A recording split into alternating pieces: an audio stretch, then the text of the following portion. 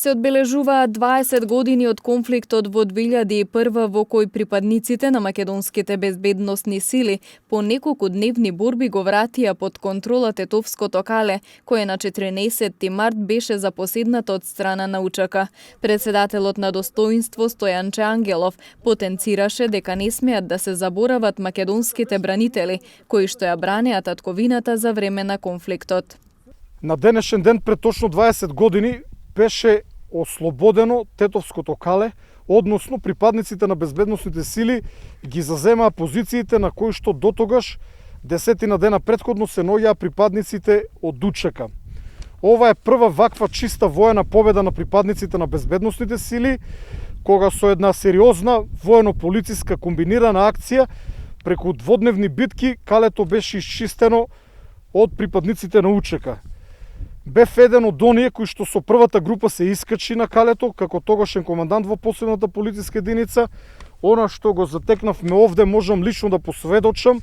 Затекнавме неколку тешки митрлези со голем калибар, со кои што врз нас беше отворен огон претходниот период. Затекнавме многу автоматско оружје, рачни фрлачи на гранати, рачни бомби и останата воена опрема. Државата има обврски да се грижи за брнителите, но и за семејствата на загинатите брнители, како и за семејствата и за самите војни инвалиди. Од Достоинство повикуваат на продолжување на процесот на помирување. Целта на одбележување на овој ден не е да се шири омраза, туку сите заедно да се сеќаваме на конфликтот и да се потрудиме никогаш да не се повтори такво зло, бидејќи мирот е благосостојба на сите граѓани, истакна Ангелов. Како Достоинство повикуваме на продолжување на процесот на помирување, особено помеѓу непосредните учесници, а тоа се припадниците на македонските безбедносни сили, односно популарно наречени брнители и ветераните од УЧК.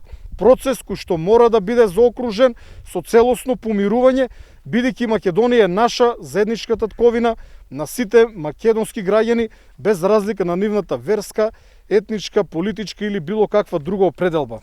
Ангелов ја осуди најавената блокада на петтиот пакет економски мерки и повика да не се користи реторика со етничка нетрпеливост, како и да не се користат навредливи и провокативни скандирања при одржување протести.